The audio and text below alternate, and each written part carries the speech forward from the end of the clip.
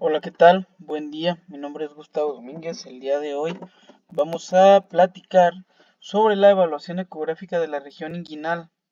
Nos vamos a enfocar en la región de pared abdominal, partes blandas. Vamos a tocar un poco el tema sobre la región apendicular para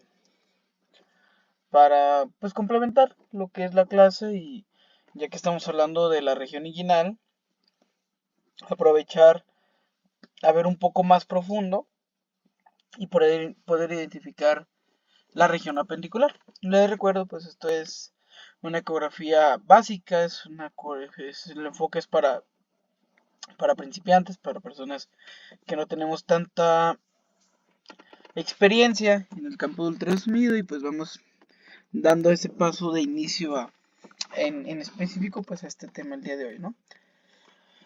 Bien, pues el inicio de la exploración va a través de una anamnesis, preguntando pues el motivo de estudio, revisando la orden médica, preguntando las actividades físicas de los pacientes, cuál es la molestia, a partir de cuándo empezó a sentir cierto síntoma, ahí pues ya nosotros relacionamos ciertos síntomas, por ejemplo, como síntomas de una apendicitis, síntomas de tal vez de una hernia, eh, allí es donde nosotros investigamos, empezamos a imaginar con base a lo que nos dicen los pacientes, cuáles son las posibilidades de hallazgo que nosotros obtendríamos bajo la exploración ecográfica.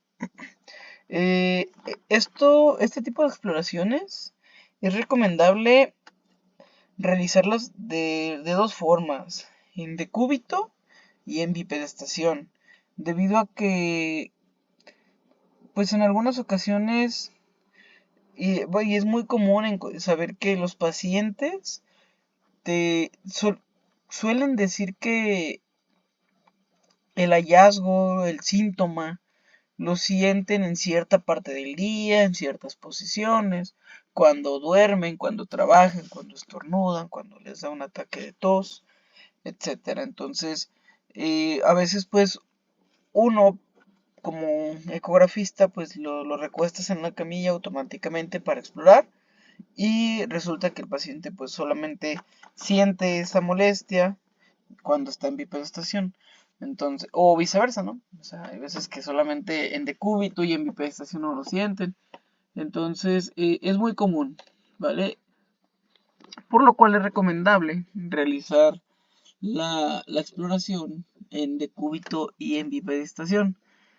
Aparte, pues también, por ejemplo, puedes iniciar como tú estés acostumbrado, pues, recuestas al paciente en la camilla boca arriba y exploras y si ya no ves nada o no logras identificar algún hallazgo que te llame la atención, pues puedes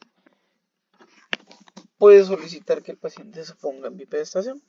Yo en lo personal así lo manejo, que siempre la primera valoración es en decúbito, y así veo que me es difícil encontrar algo, y ahora sí realizo una exploración en bipedestación. Entonces, pues esa es la recomendación, ¿no? También hacer un rastreo en reposo y hacer un rastreo bajo la maniobra de Valsalva de la zona de interés. Eh, la, la maniobra de Valsalva consiste en solicitar que el paciente mantenga una compresión abdominal continua, o sea, que puje, en pocas palabras nosotros aquí en México le nombramos pujar a, a cuando un paciente debe de tener una compresión abdominal continua, ¿ok? Entonces, eso es para evaluar el comportamiento de los músculos de la pared abdominal bajo la compresión interna. Entonces, si existe algún defecto, lo probable sería que a través de ese defecto de pared abdominal pueda existir una protrusión de tejido graso, de alguna región intestinal a través de ese defecto. Entonces, eso a veces es visible en reposo, a veces es visible en Valsalva, pero es más visible en Valsalva, entonces por eso se maneja la maniobra de Valsalva para que se pueda identificar ese defecto con más facilidad. tenemos aquí un pequeño repaso de lo que es la pared abdominal anterior, en donde podemos encontrar, vamos a sacar aquí nuestro puntero, tenemos lo que son de forma lateral, pues tenemos el músculo oblicuo externo y el músculo oblicuo interno y el músculo transverso del abdomen, que llegan 3 en conjunto de cara lateral del abdomen, formando una aponeurosis, ¿ok? O una unión que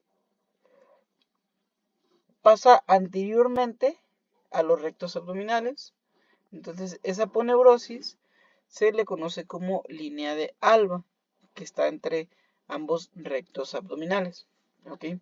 Entonces, pues esta es la región umbilical, estos son los dos músculos rectos abdominales, y pues estos son los músculos externo, interno y el transverso del abdomen, hablando de anterior a posterior, ¿no? Entonces, comúnmente, los defectos de la región umbilical ocurren en esta línea, ¿ok? En la línea alba. Esta línea es visible por ultrasonido, prácticamente es algo similar a lo que vemos. Vemos lo que es la línea alba, los dos rectos abdominales, y por aquí adelante estaríamos observando lo que es tejido adiposo. Aquí tenemos una imagen ecográfica de esta zona, ¿ok? Aquí tratamos de simular esta imagen, esta zona de aquí, donde vemos, por ejemplo, recto abdominal. Aquí tenemos los dos rectos abdominales marcados con rojo, la línea alba marcada con blanco, el tejido subcutáneo, el tejido graso subcutáneo, y tenemos aquí el tejido adiposo preperitoneal. Ya de aquí hacia abajo ya son la región intestinal. Entonces, aquí estamos en la región supraumbilical, donde pues identificamos una adecuada continuación de la línea de alba. Logramos distinguir los dos rectos abdominales centrados, entonces en una vista similar de longitud, o sea, vemos los dos casi del mismo tamaño, ¿no? Entonces esta línea media, conocida como línea alba, conforme vaya descendiendo el rastreo ecográfico desde la región subsifoidea hasta la región umbilical, esta línea va a tener una longitud mayor. Es decir, hablando de la región subsifoidea hacia el ombligo, entre más alta, más pequeña. Entonces vamos descendiendo y se va haciendo más larga. ¿Ok? Vean aquí, por ejemplo. Aquí prácticamente estamos en la región superior. Entonces, cuando ubiques esta línea, puedes desarrollar la maniobra de Valsalva para verificar que la continuidad pues también esté presente bajo las maniobras de esfuerzo. ¿Ok?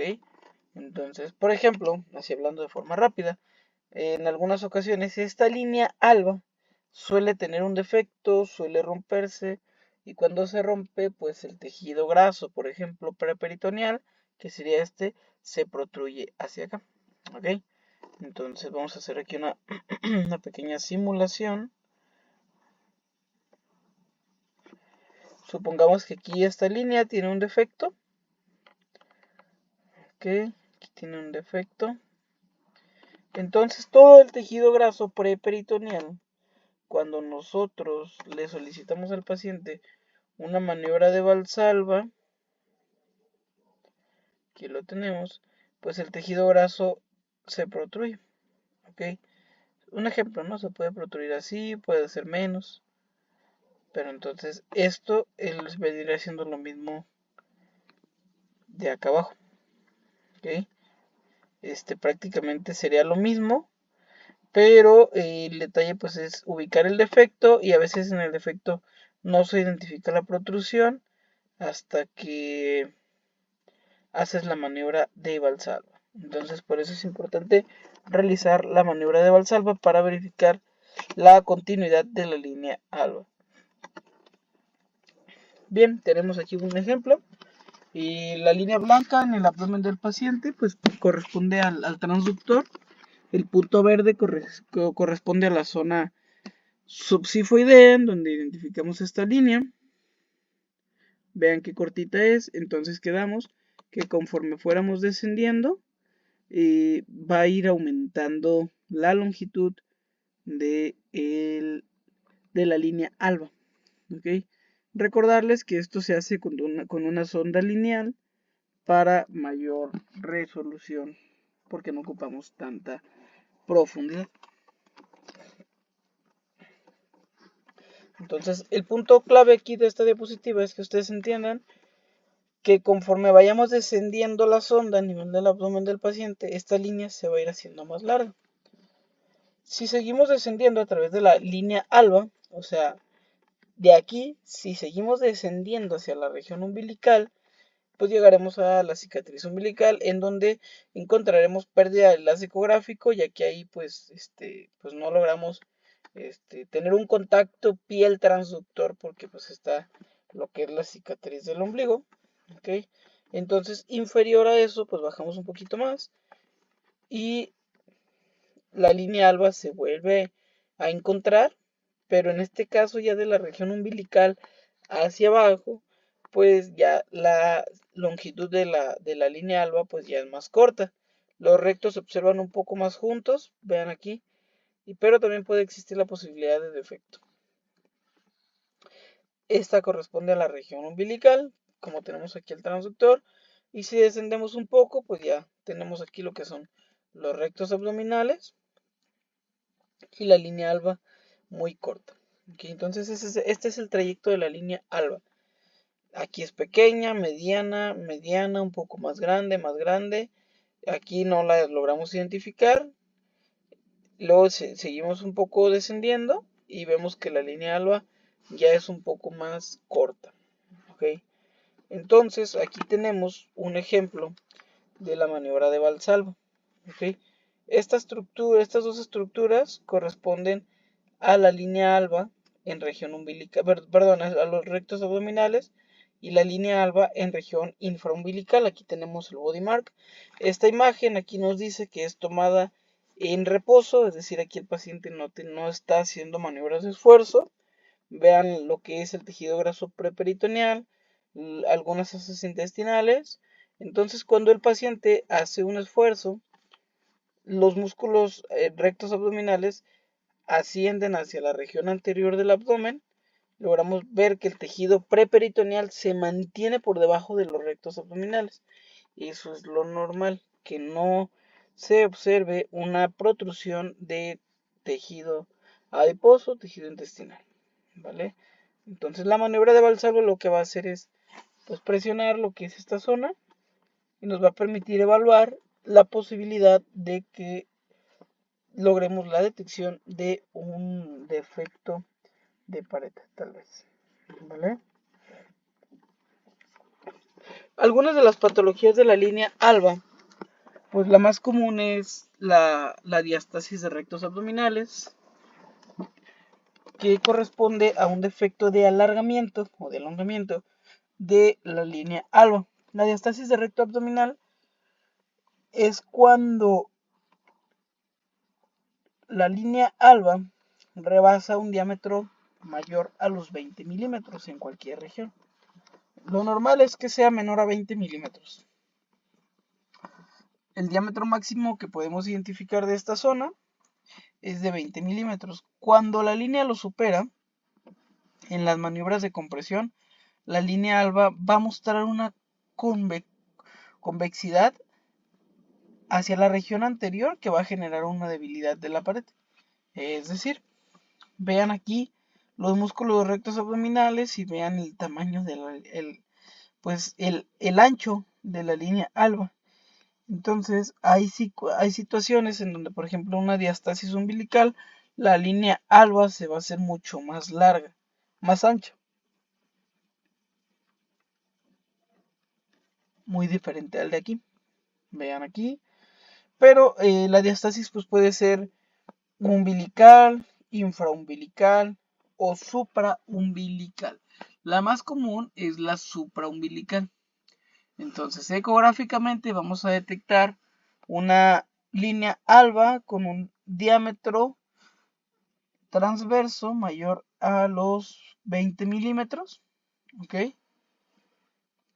Pero puede ser en región umbilical, infraumbilical o supraumbilical, como tenemos aquí pues algunos ejemplos. Vean en este ejemplo que cortita es la línea, en la segunda pues se ve más larga, pero nos da un diámetro menor a 20 milímetros, y en la tercera pues ya lo vemos ahí más alargado, ¿ok?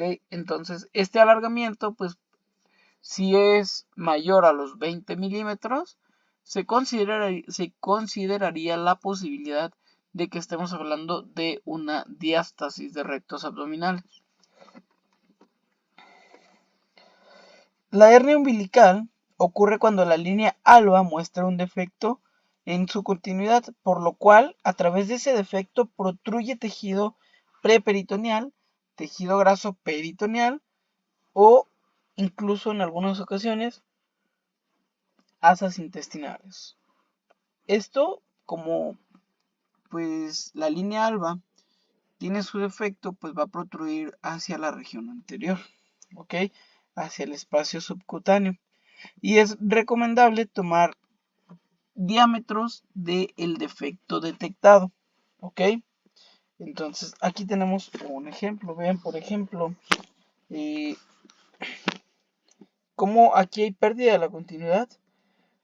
No sé, se identifican los rectos abdominales, pero la línea alba está completamente perdida. Entonces vemos que hay una protrusión de un tejido hacia la región anterior.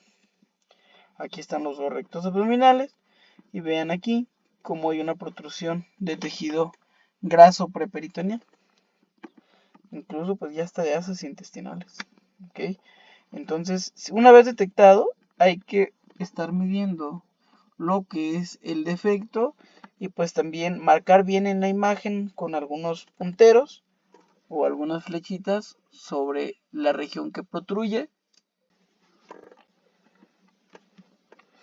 y marcar que es una imagen, si es una imagen tomada bajo la maniobra de Valsalva o es completamente en reposo, o pues yo les recomiendo trabajar con el modo dual, en donde identificamos en una imagen la zona en reposo y en otra imagen la zona bajo la maniobra de Valsalva. Eso es hablando a través de la región de la línea alba. Aquí estamos hablando en la región umbilical, pues prácticamente son los hallazgos más comunes, lo que es un defecto herniario, un defecto de pared o un alongamiento de la línea alba que corresponde a una diástasis de rectos abdominales. Entonces, eso es algo relativamente de lo más común. Ya hablando de la región inguinal, ya que conocemos lo que es la línea alba en los rectos abdominales, si nos vamos a la región inguinal de los pacientes, vamos a encontrar esta zona, que se le conoce como el triángulo de Hesselbach. Este triángulo es formado a través del músculo recto anterior del abdomen, el ligamento inguinal y los vasos epigástricos inferiores. ¿Ok? Entonces, ahí se forma un triangulito. ¿Ok? Este triángulo se le conoce como triángulo de Hesselbach y esta es una zona muy frecuente de encontrar defectos herniarios. ¿Ok? Perdón.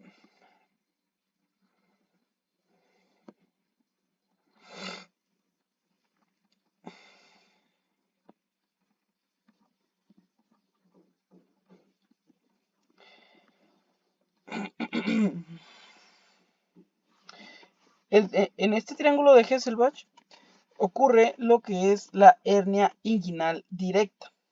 ¿Ok? Entonces es por eso que es importante ubicarlo, porque a través de él podemos detectar una de las hernias más frecuentes que nos podemos encontrar, que es la hernia inguinal directa. Ocurre a través de este triángulo. Ahorita vamos a ver las formas de identificarlo para su adecuada valoración. Prácticamente estaríamos viendo algo así: un recto abdominal anterior, región o ligamento inguinal, vasos epigástricos inferiores, triángulo de Hesselbach, y por aquí protruyen las hernias directas. ¿Ok? Y que bajo las maniobras de Valsalva pues pueden incrementar su tamaño. ¿Ok? Para su adecuada valoración lo podremos realizar en un corte transversal, y pues hay que descender para verificar hasta dónde llega la región de protrusión intestinal. ¿Okay? Entonces, el triángulo de Hesselbach ubicado por ultrasonido, pues prácticamente lo indicado o el primer punto estratégico es ubicar lo que es el recto abdominal anterior y adyacentes a los vasos epigástricos inferiores. Los vasos epigástricos son visibles solamente cuando no hay una compresión muy fuerte, ¿ok? Entonces tenemos que tener cuidado con la compresión que vamos a ejercer con el transductor para no comprimir los vasos. La arteria casi no se comprime, pero lo que es la vena sí. Pero es mejor verlos a los dos porque nos dan mayor referencia. ¿Ok? Entonces, aquí tenemos una imagen en 2D, una imagen en doble color, y pues es fácil su identificación a través de ultrasonido. ¿Ok? Aquí tenemos, por ejemplo, el recto abdominal, la arteria epigástrica y la vena epigástrica, y prácticamente todo esto sería el triángulo de Hesselbach. ¿Ok? En donde ubiquemos el recto abdominal y los vasos epigástricos en un corte transversal, en medio podemos ubicar el triángulo de Hesselbach. Dependiendo la zona en la que estemos, podríamos ubicar lo que es el ligamento inguinal o no. En esta imagen no se logra distinguir. Entonces, ya una vez ubicado el triángulo de Hesselbach, vamos a hablar sobre la hernia inguinal directa, que es la protrusión de tejido peritoneal o asas intestinales a través de un defecto localizado en el triángulo de Hesselbach.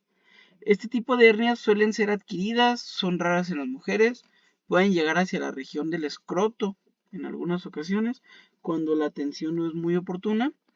55% de las veces son bilaterales, son reducibles, y la estrangulación es una complicación que puede complicar el estado de salud del paciente. Entonces, hablando de hernias directas, pues prácticamente son las hernias que discurren en la región del triángulo de Hesselbach. ¿Okay? Hablando de hernias indirectas, es la protrusión de tejido graso peritoneal o asas intestinales lateral a los vasos epigástricos. Estas pues también son adquiridas y también congénitas, pueden llegar hacia la región del escroto. También el 55% de las veces son bilaterales, reductibles también, y la estrangulación igual. Es algo que puede complicar el estado de salud del paciente. Prácticamente este tipo de hernias, vamos a hacer aquí un pequeño dibujo. La hernia directa va a protruir por aquí. La hernia directa. ¿Ok? A través del triángulo de Hesselbach. Entre el recto abdominal y los vasos epigástricos. ¿Ok? Pero la hernia indirecta va a discurrir lateral a los vasos epigástricos. ¿Ok? Entonces son juntas, se parecen, pero discurren hacia diferente sitio. ¿Ok? Entonces esa es la diferencia entre el triángulo de Hesselbach, la hernia directa y la hernia indirecta. ¿Ok? Bien, igual ahorita vamos a tocar el tema un poco más profundo. Y aquí tenemos un ejemplo de una hernia directa, en este caso, que la directa quedamos que estaba sobre la región del triángulo de Hesselbach. El triángulo de Hesselbach lo ubicamos aquí. Perdón, déjense con mi puntito. Ok, aquí tenemos lo que son los vasos epigástricos, el recto abdominal. Este es el triángulo de Hesselbach. Esta es una imagen en reposo, en donde prácticamente pues vemos el tejido preperitoneal en su lugar, sin evidencia de protrusiones.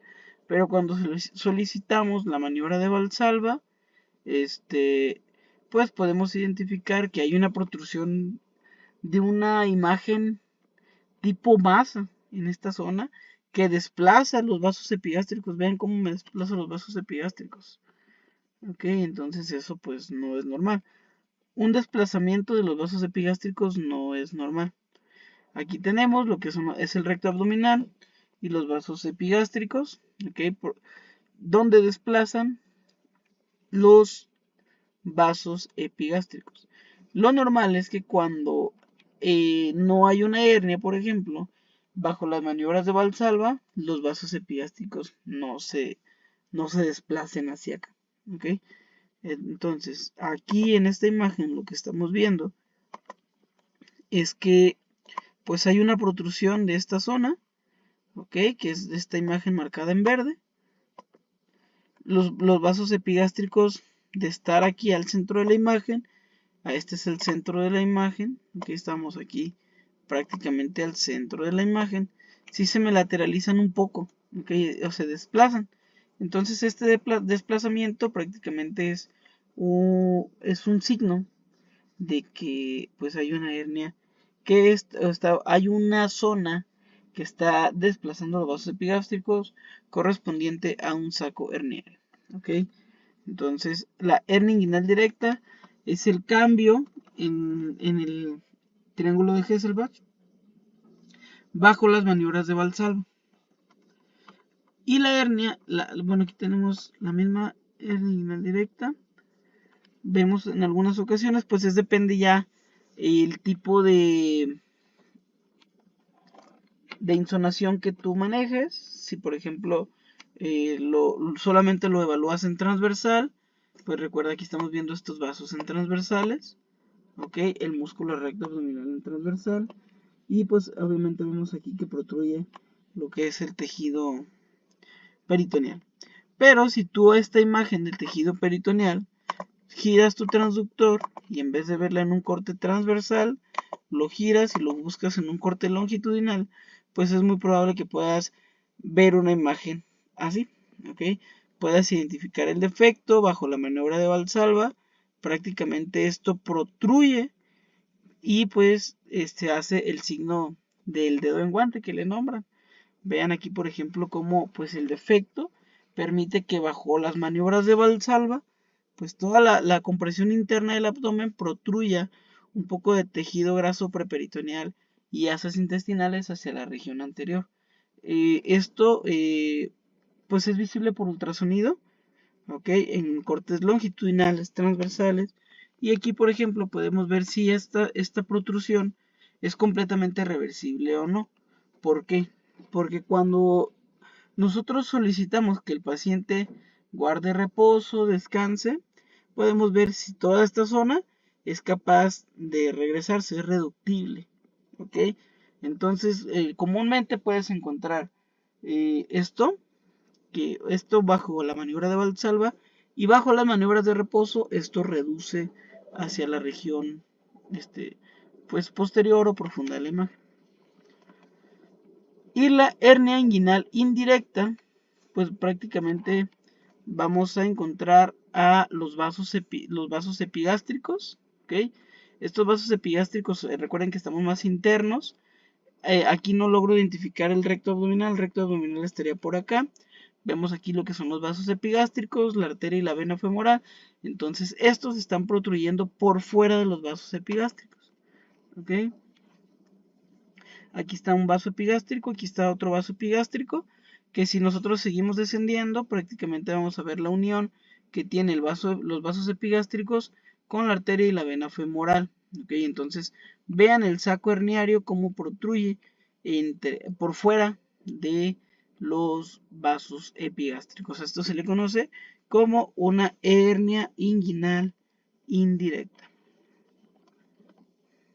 Muy bien, entonces, pues prácticamente hablando de la región inguinal, pues vamos a hablar solamente de ese tipo de detalles, que es pues el defecto, pero es importante que puedan identificar ustedes los puntos estratégicos para definir si existe la protrusión intestinal de una o si se está hablando de una hernia inguinal directa y o de una hernia inguinal indirecta. Ya por ejemplo una femoral pues prácticamente es por debajo ya, ¿no? De los vasos epigástricos, ya nos enfocamos más en los vasos femorales y pues también es lo mismo, ¿no? Es ubicarlos y evaluar en reposo y evaluar en valsalva para ver la posibilidad de protrusión.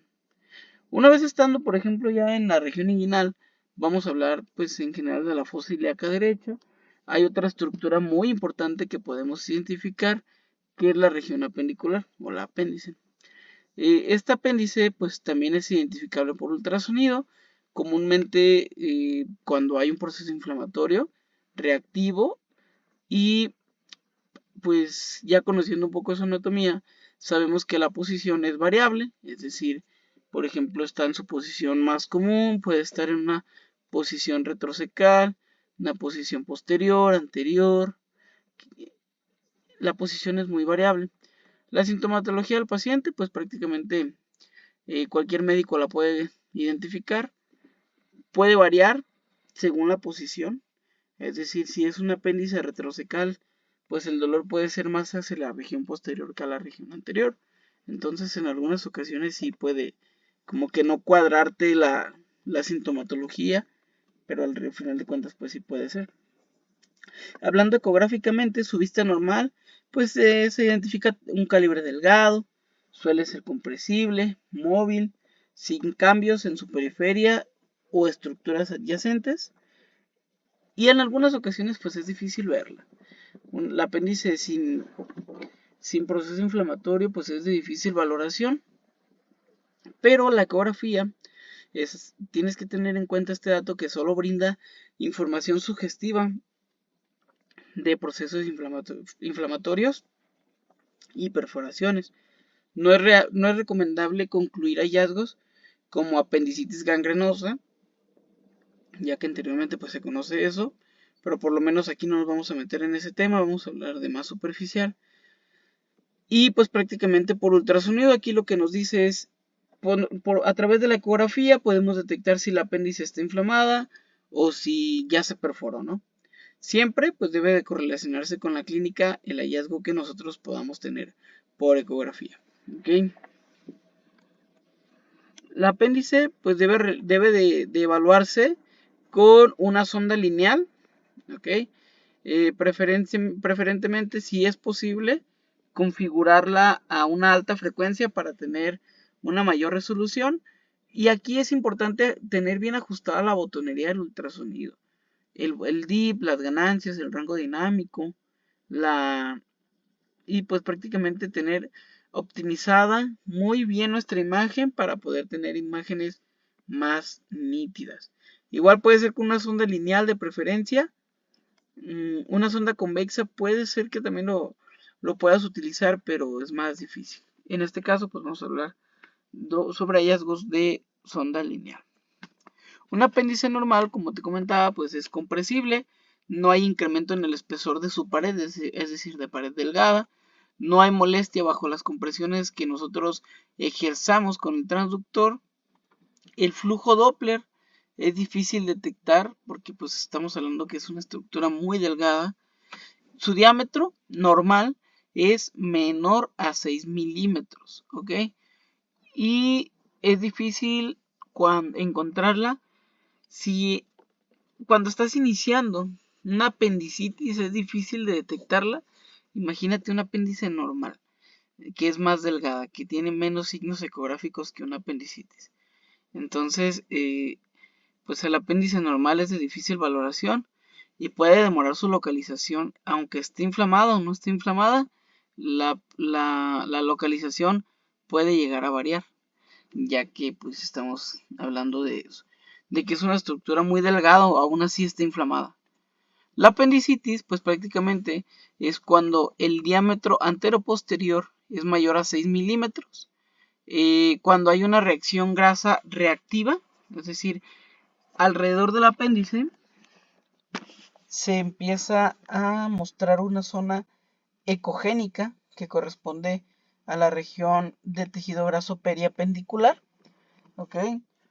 Podemos encontrar incremento en su flujo vascular y normalmente suele ser no compresible. Veamos la imagen anterior, vean la región apendicular, vean la zona preperitoneal, prácticamente no hay tejido graso preperitoneal de espesor incrementado. Vean el diámetro y la forma del apéndice.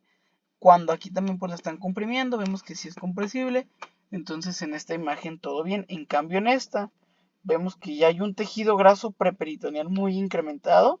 Vemos que pues el diámetro anteroposterior del apéndice está en 6 milímetros, en algunas ocasiones en 7. Vemos la pared del apéndice engrosada y vemos el tejido graso también periapendicular, también incrementado. ¿Ok? Bien, aquí tenemos esta imagen donde identificamos, esta es una imagen súper nítida. La verdad es que muy pocas veces te vas a encontrar apéndices así, pero la agarramos como ejemplo para poder identificar lo que es la región apendicular como de forma fácil, para que tú lo puedas entender.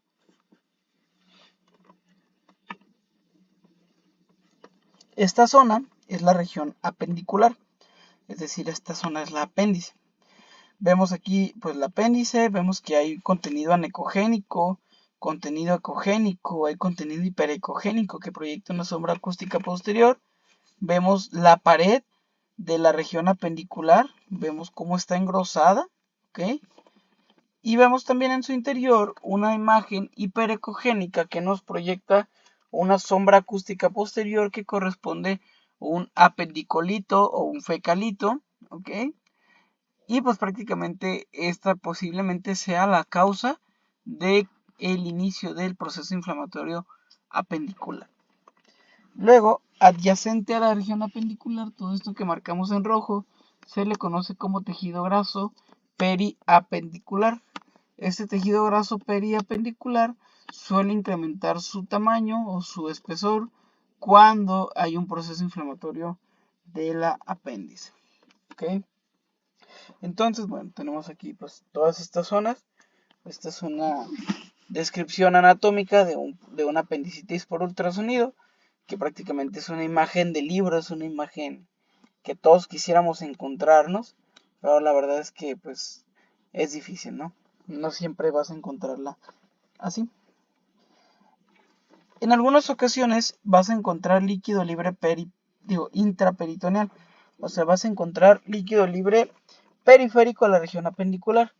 Puede ser visible en apendicitis aguda, no perforada, perforada, y en casos donde el apéndice se encuentra normal, es común y normal ver líquido libre o adyacente. ¿Ok? Es orientativo de perforación cuando se identifica la región apendicular con proceso inflamatorio y adyacente a ella se encuentra una cantidad considerable de líquido. Pero en algunas ocasiones puedes encontrar el apéndice líquido alrededor y es normal, ¿ok? En algunas ocasiones. Entonces, si estamos hablando que estamos viendo un apéndice de estas características, pues ahí, y vemos líquido libre adyacente, pues ahí estamos hablando de que no es normal. Pero si ves una imagen así, y vemos a lo mejor una pequeña cantidad de líquido como aquí, pues eso es normal. Esto no es algo que consideremos como hallazgo. Ya si vemos un proceso inflamatorio de estas características con líquido libre adyacente, ahí sí ya nos preocuparíamos un poco más. Como en este caso también vean las características del apéndice y vemos aquí que sí hay tejido, contenido anecogénico o líquido libre. Entonces ahí sí hay que reportarlo.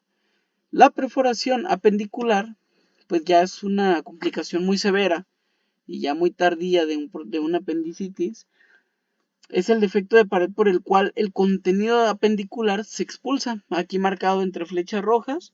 En estos casos pues requiere una valoración intencionada para su confirmación, es decir, no quedarnos con la primera imagen. Y si se encuentra una cantidad de líquido libre adyacente, pues prácticamente, o sea, si vemos este defecto y vemos una cantidad de líquido libre adyacente, pues sí podemos confirmar que este apéndice pues ya sufrió una perforación. Ok, entonces pues estos datos son ya algo complicados. Aquí les dejo el link de donde tomé estas dos imágenes, que también habla sobre la apendicitis o una perforación apendicular. Pero vean aquí los defectos, como están marcados ahí con flechas rojas, de que este apéndice, que es este de aquí, ya se perforó. Vean el tejido graso periapendicular, vean cómo se ve incrementado y vean el defecto. Aquí está la región apendicular, la perforación.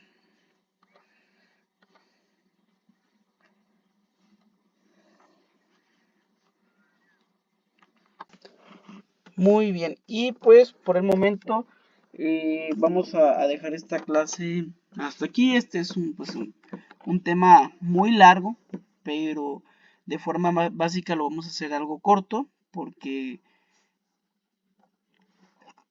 es bastante difícil entender lo que vimos ahorita de forma práctica. Es algo como complejo, pues a lo mejor didácticamente a través de estas diapositivas, pues sí es un poco fácil, ¿no? Pero la verdad es que identificar la región apendicular es un tema complejo. Una vez ya logrado identificar la región apendicular, pues debes de aprenderte las posibilidades de encontrar un fecalito, de encontrar una perforación. Tienes que acordarte de colocar el Doppler color, optimizar el Doppler color, verificar la existencia o ausencia de líquido libre, medir la pared, medir la apéndice en diámetro posterior correctamente. Entonces es por eso que no profundizo más sobre este tema. ¿Ok? Prácticamente estamos hablando a lo superficial, lo básico, que es la detección normal, la detección de procesos inflamatorios, cuáles son los diámetros, cuáles son los cambios que podemos identificar por ultrasonido. Igual de la región inguinal, pues prácticamente hablamos de los defectos de pared, que son los hallazgos más comunes, para la identificación de sacos herniarios. Pues igual, sin mal por el momento, pues espero que este video, en esta vez corto, sea de tu utilidad, pueda ayudarte para tus inicios en el área de ultrasonografía, y pues sabes que cualquier duda estoy al pendiente en los comentarios. Sin más por el momento, me retiro. Esperemos vernos la siguiente semana con las próximas clases. Un saludo, excelente día.